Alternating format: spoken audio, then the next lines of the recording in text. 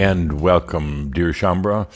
We're here for this very special message from Adamus St. Germain about the situation that's occurring right now with Ukraine, Russia, but it's really not just a Ukraine-Russia issue. It's something that's affecting the whole world right now. Adamus surprised both Linda and I just a few minutes ago and basically said he wanted to talk to Shambra, get the recorder ready, even though it's late afternoon here in Kona. We were just winding down for the day. It kind of surprised both of us. It did, and it didn't, in a way, because it's a very intense situation for many, many people. So here we are, about to start the recording, not knowing exactly where it's going. We're just going to dive in with some breathing with Linda, and then we're going to hear from Adamus. So with that, let's take the good deep breath, really feeling into the energies and the message that's going to be here for us. Take the good deep breath. Let these distractions just go away and allow yourself to be present. Breathing the I am here, I exist. Be with that deep breath of life. Breathe it in. Feel it. Again, really opening to this message. Feel the energies of Adamus. He's here with every breath. Be with that good deep breath as we begin. I am that I am. Adamus of Sovereign Domain. Welcome, everybody. And yes, indeed, I did call for this special session. And thank you to Caldra and Linda for being so accommodating. I'm going to be very clear, and I'll ask Caldra to be very open and don't allow the distractions, because there's a lot of would say outside energy right now bouncing around. So, dear Caldra, be open, be very clear, and dear Linda, as you're sitting here with him, be in a place of shining light, radiating your light, first to Caldra, and then to all Shambra in this gathering. It's my honor. The reason why I called for this was to be very, very clear with Shambra around the world that this is a very important time, both for the world and for each and every one of Shambra. We've come a long way together over these years, since the times of Tobias and now in the work we're doing, and we've come to this place of shining our light, being on the park bench. We've come to the culmination of so many of the years of teachings and sharing and tears and laughter. We come for the true work and the passion that you're here to do. You chose this time. You chose this time of machines. You chose this time of changes as well as turbulence on the planet. You chose to be here. You chose to be here to share your consciousness. I call it the light, but it's your consciousness. It's time for the world to move to a new level of consciousness. And it simply can't be done through ascended masters or aliens, if you want to go that route, or any other beings. It has to be done through the humans, through you. There aren't many humans on the planet that truly understand what this means when we talk about shining a light and radiating your consciousness out to the planet. There are those who pray, those who wish and hope, those who hide their head in the sand, and many, many, many of those who take sides. This is not a time for Shambra to be taking sides, yet I know it is very seductive. Very, very seductive to want to take sides, to get into conspiracies, and to defend what you believe is your beliefs, defend your country, defend your concepts of right and wrong at this time. But it's not about that. If ever there was a time that we've been together over these years, a time to not get into duality, not get sucked into the sexual energy virus, not to get sucked into any of the other dynamics that are playing out right now, and in particular the power dynamics, this is the time. This is the time when the planet needs it. This is the time for you to come out and shine the light without agenda. Without agenda. We're not talking about winning or losing. It's simply shining a light so the world can see the greater potentials that they have. There is the potential right now for power, as this planet has known it for so very long, to come to an end. But it's at a very fragile, at a very delicate point, and it could tip one way or the other. It could tip back into more power games and ultimately more wars and more chaos on the planet for a time to come until a new occasion, a new point of separation is reached like we're at right now.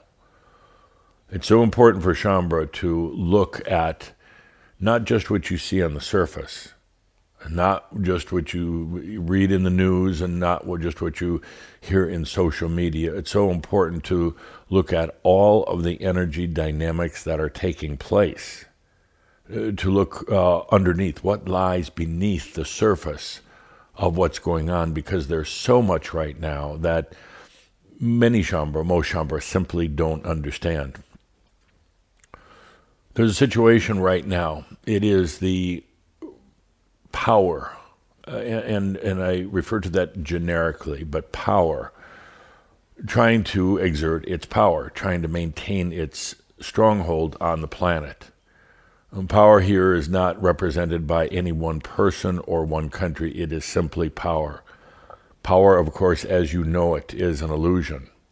But power stems from the belief that energy or other things are outside of you, and that you have to take it from somewhere else or protect what you already have. And of course, as you, Shambhala, know, that is simply not true. All the energy is yours. There is no need to amass power, nor wealth, nor even defend what you do have, because it is inherently yours. It is your right to your own energy, and ultimately then your responsibility to let that energy serve you. What you see on the surface is what some would call a conflict, an invasion, a war. And again, let's not get into taking sides or defending anything or being righteous. You're going to get bombarded with plenty of information about conspiracies. And these are things that simply are not true, or if there is a small degree of truth, they've been expanded, they've been distorted in so many ways. Don't get sucked into the conspiracies that are going out around there. You simply won't be able to shine your light and do this planet an incredible service if you're involved in the conspiracies or taking sides. This is ultimately not about Ukraine or not about Russia. It's about the world, and it's about power. There are some important things to understand in what's taking place. Now, I'm going to use names and I'm going to refer to countries, but ultimately, please understand that it is about power. Power is trying to hold on to the power. It can feel that it is losing its grip. It can feel that there's a change, or at least a great potential on this planet to move away from the power bases, whether it's religions or governments or corporations.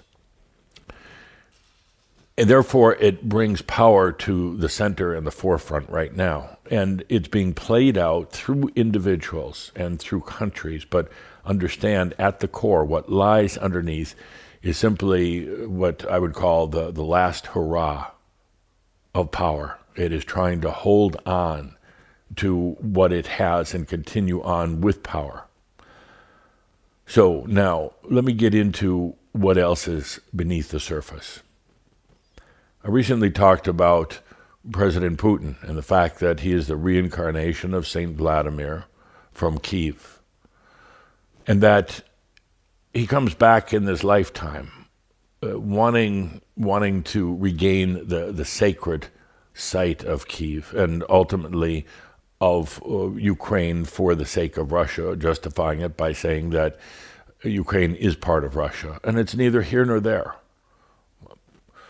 But he comes back, and he has an interesting background. As Saint Vladimir, he was a barbarian and a warrior thought nothing of murdering hundreds or tens of thousands of people at a time until his conversion to Christianity. The conversion to Christianity was political in part, but ultimately it touched his soul and his heart. And indeed, St. Vladimir studied all the religions before making his decision and ultimately decided on Christianity. Then, in the baptism of the entire city of Kiev and ultimately of many, many throughout the lands, he became a saint. He became known as a saint. Now, when I say saint, that doesn't mean in the eyes of God or anybody else, but in the eyes of people. He received his sainthood. Now, as Putin, Vladimir Putin, he comes back. And an interesting thing is he comes back in a way to be a major player in the end or the potential end of power games on the planet and potentially the end of war. Will it work? With enough light, yes, it is a strong potential. But let me dive a little bit deeper into it. So you have this character. Look at him that way. It's just a character in a big play, playing a big game, unknown even to himself as President Putin. He becomes an international bad guy for much of the world to loathe and to hate, but yet also a reflection of power and abuse and heinous crimes. I would say that he actually took on this role, and whether it's the saint or the barbarian that comes through is yet to be determined, and determined by the amount of non-agenda light that comes through. So let me explain it a little further. So Vladimir Putin comes into this lifetime with the memories and the deep energies of Saint Vladimir. And he comes in to be either a saint or a villain. He's put himself in that interesting role, kind of which way it will go. Not consciously knowing about it, but knowing that it could happen. Could he, as President Putin, with the actions that he's taking right now, and the focus of the world's attention on what's going on, could he actually assist in helping the end of the power games? In other words, if Russia is not successful in overtaking Ukraine, they have to back down, and perhaps even something happens to Putin. The Russians back down and make peace with Ukraine. That sends a message out to the entire world. Perhaps it's time to stop these wars, to stop the aggression, to stop the power plays. So you could say that Putin put himself in that position of becoming the bad guy, or ultimately facilitating the collapse of the old power basis on the planet. And it could go either way. Well, is he sitting in his office right now realizing this? Absolutely not. But at a soul level, he knows that he has put himself in the spotlight. And now it's up to the light and the consciousness of the planet to determine, do we let these power games persist? Does Russia end up overtaking Ukraine and then go on to other countries? Or is there the line in the sand now, based on human consciousness, that we will not tolerate this anymore?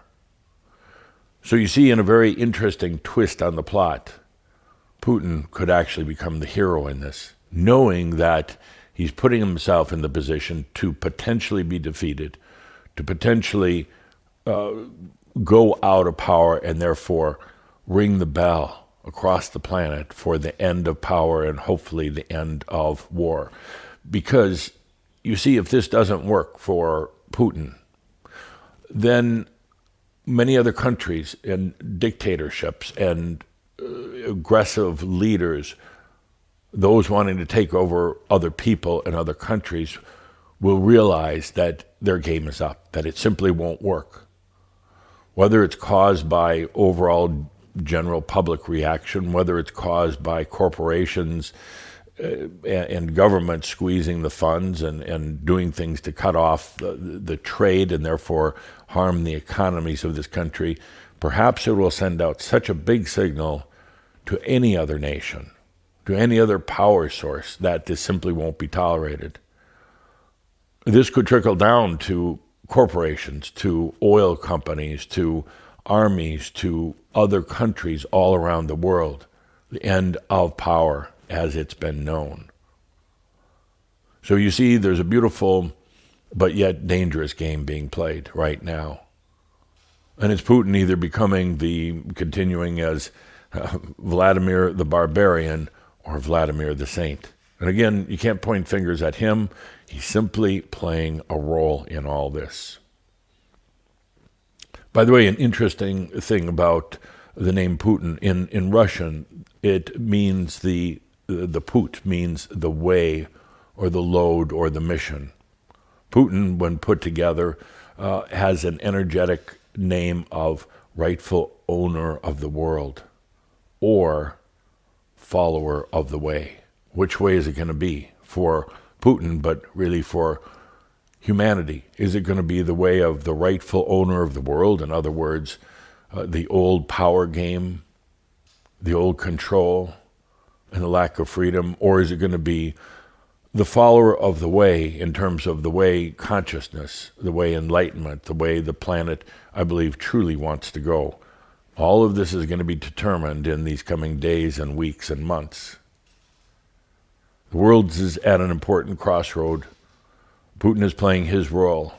Zelensky is playing his role as well. And that's not to say either good or bad, but he's playing his role coming from a non-power, non-political, non-military side.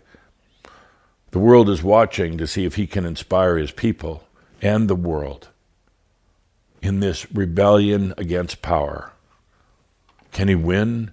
Or is winning even a word that should be used in this?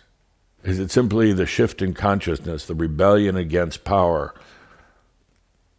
Zelensky comes in playing this role, and can he then, with the world focus on him and the potential that Ukraine is not overtaken by Russia, can he resist the power temptations as well? As many of you know, that it's one thing to talk about power when you don't have it, and it's totally a different thing when you do have it. And it's easy to take on those power dynamics. And it's often encouraged by the very people right around you, the control, the power. Can Zelensky resist that as well? So we have these dynamics going on. It's a huge stage, a huge theatrical event that's taking place on the planet with either potentially sad consequences or potentially the end of the old power. That is why it is time right now for your light, without agenda, without getting into the conspiracies, without taking sides, whether it's Russian or Ukrainian, without taking sides whatsoever, and without burying your head in the sand and saying you just don't want to listen to any of the news going on. This is why you're here. You don't have to focus on the news every day. You don't have to immerse yourself deeply into it, but at least to know what's going on. It's not about hiding your head in the sand. You've done that in the past, and ultimately it hurts. Ultimately it hurts physically and emotionally, because you know right now you have something to offer the planet. You know it's being called for. And knowing now that through this conflict, this aggression that's taking place, it's really calling up whether it's time for power to end or not. Do humans want to continue on with it, with the old power games, and usually also involves war, or are they ready to bring this to an end? This could be an end to the power games that the planet has known for so very long, people simply not tolerating it. With all the world's attention right now focused on what's happening in this wonderful place of the world, but unfortunately going through its conflicts and its deaths and its battles, and with all this happening, there are many, many other things happening underneath the surface. Things that are literally going to assist in changing consciousness. There is a emergence of corporate consciousness right now. There are companies around the world who are willing to sacrifice bottom line profits, revenues, dollars, euros, or whatever it happens to be, are willing to sacrifice that in order to make a statement that they simply won't be involved in wars. One side or the other, they're simply not going to tolerate it, so they're pulling out of many places in Russia. And again, this is not an indictment on Russia. This is simply noting how, on a global basis, companies are taking conscious actions, no longer looking the other way and continuing to take money and profits, looking the other way, as happened in World War II, as so many of you know. Companies simply profited from the war. And now companies are saying, no more. We're drawing a line here. We're going to pull out completely until some resolution has been reached. You're seeing people all across the world now praying for peace, knowing that this is a precarious time. You're seeing people around the world not trying to take sides, but yet calling for a global peace. I know it's difficult to do, and so many of you are tempted or have actually gotten involved in it. Whether you're Russian, whether you're Ukrainian, it doesn't matter. It is right now about being Shambra and doing what you came here to do, to shine your light.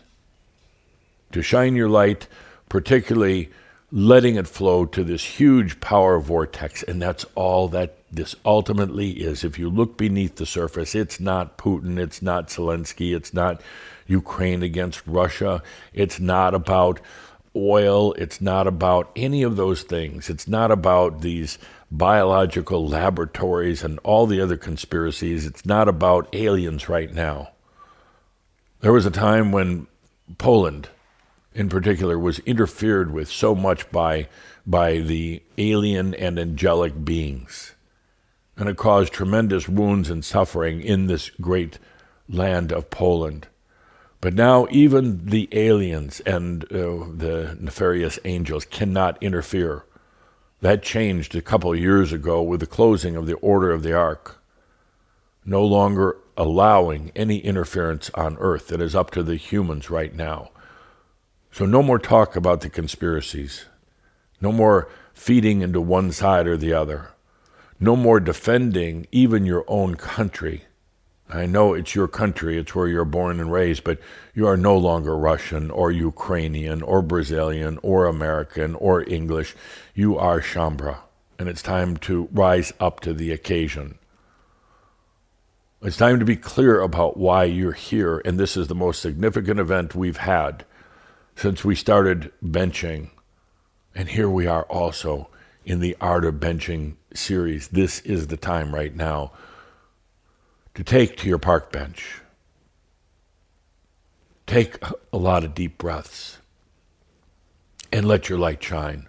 Not trying to fix anything, not trying to change anything, but simply illuminating pure consciousness onto this planet so others may see the potentials. Those in government, those in businesses, those who have lost loved ones in this conflict, those who are frightened when they go to bed at night, to the young children who simply don't understand what's going on, to all the people who fear the worst of what could happen on this planet.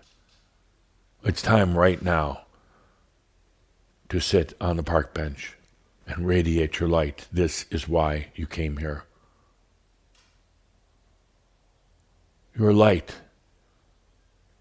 is a gift that this planet needs. Yes, your light.